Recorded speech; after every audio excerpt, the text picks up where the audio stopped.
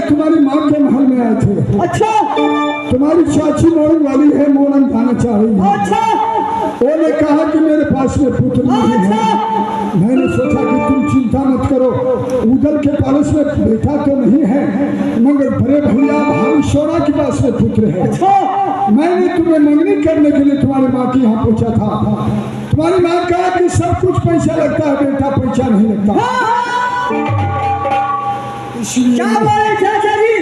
तुम्हारी माँ कहा सब कुछ पैसा लगता, बेटा पैसा नहीं लगता है। चाचा जी, मैं इस समय 10 मिनट का मोहलत चाहिए। मैं माता जी से मिलकर आता हूँ, तो आप यहाँ से प्रस्थान कीजिए। ठीक है, जब तक मैंने 2-4 बोतल शराब पी के आ रहा हूँ। मैं जा रहा हूँ, माता जी को जगाऊंगा।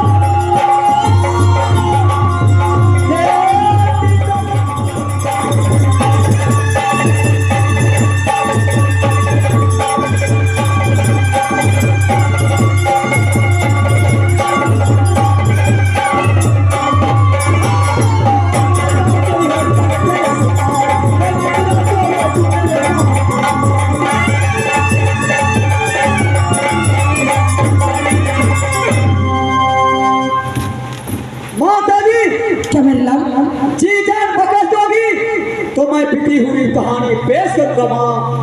क्या नहीं मेरे लाल, बताओ स्कूल से आ गया तुम पढ़ के?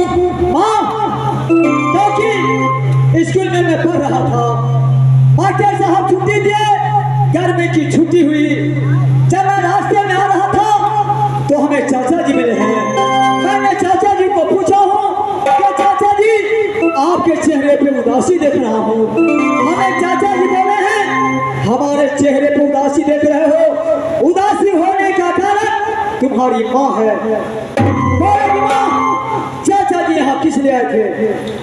अरे चाचा जी तुम्हारा आया था या नहीं आया था उससे तुम्हें कोई मतलब नहीं है। चलो हाथ पाँव धो लो, भोजन करो, चलो। इस समय खाना खाने का मूड नहीं है।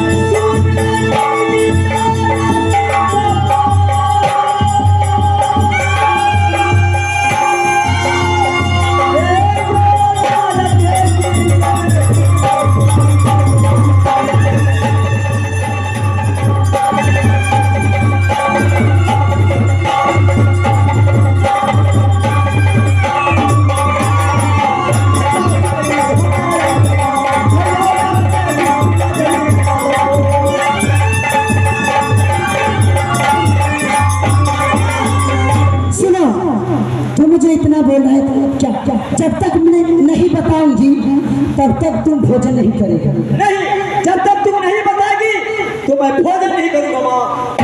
ठीक है, चाचा हमारे महल में इसलिए आया था इसलिए क्योंकि तुम्हारी चाची जो मरने वाली है अच्छा उसके नैहर से भाई आया है करण, अच्छा तो अपना नैहर जा रही है, उसके साथ जाने वाला कोई नहीं है। अच्छा तो तुम्हारे चाचा एक हफ्ता के लिए अच्छा तुम्हें मांगने आया था हमसे। तुम क्या कही हो? मैं क्या कहूँगी? क्या बोली हो? क्या बेटा का न्यून तेल है? अच्छा सब पैसा इधर से उधर, उस घर से उस घर चला जाएगा। माँ बेटा है बेटा, बेटा को पैसा नहीं है। माँ मैं बोली हूँ अभी कभी निकल जाए हमारे महल से अंदर, चाचा जी को भगा दूं यहाँ से धक्के मार कर। क्योंकि लड़ने का घाटी भागने का दौर हमें चाचा जी सिखा है। कितना तो तुम हो, कितना तो तुम नहीं हो। ये नाता ये टूट गया।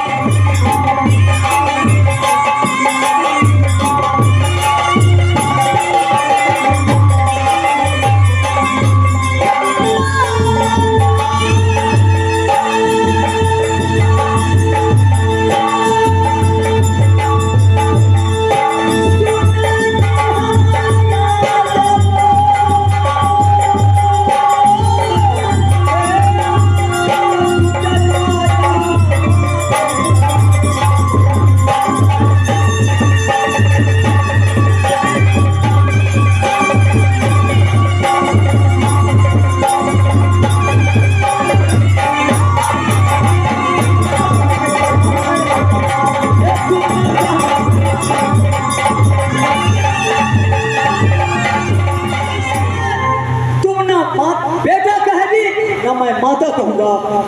क्या? इस समय मैं चाची की डोली के साथ जाऊंगा। क्यों? इसलिए हमें चाची जी जा रही है मोड़े, डोली के साथ जाने वाला कोई नहीं है। नहीं नहीं, तुम नहीं जा सकता है। क्यों? इस मोहब्बत का एक ही चिराग है। अच्छा कुछ भी ऊंच नीच हो जाएगा तो फिर यहाँ पे कोई ये भोगने वाला रहेगा। माँ तुम्हें जाने की कोई जरूरत नहीं है, चलो महल के अंदर में। सोचना गलत है। ना तो इधर उधर करवत के चक्रों में घुमा दोगे। माँ मैं तुम्हारी बेटा हूँ, ये मेरे सामने तुम मार सकती हो। ठीक है माँ, मेरा गाल तुम्हारे सामने हाजिर है। हे मारो तुम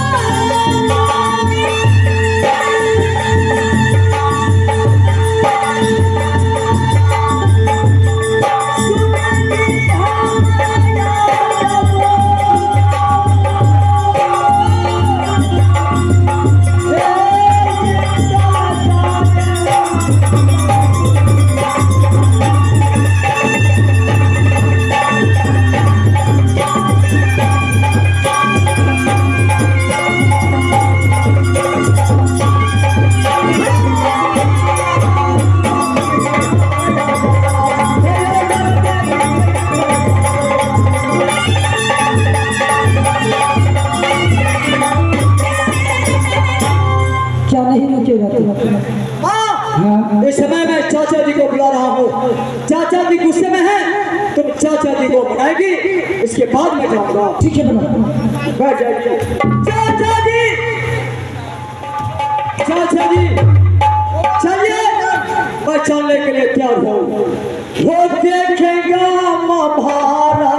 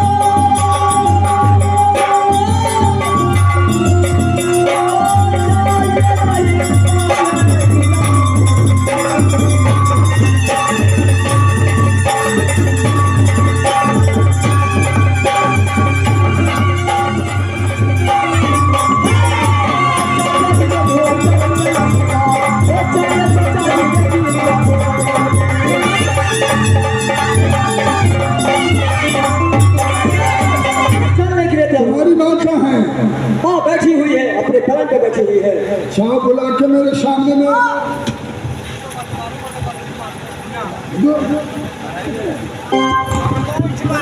देवर जी देवर का नाम लेना मारेंगे बत्तीसों दांत तोड़ देवर जी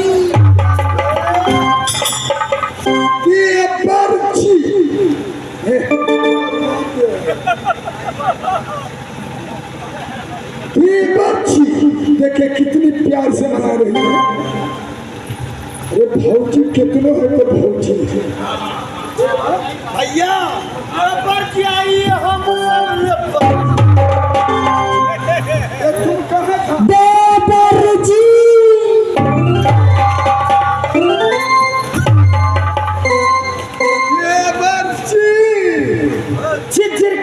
छिचिर कोना अब तेल करके मारो सोना लगा पेट चुना लेना न करना।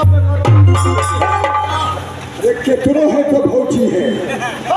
दिल ठगने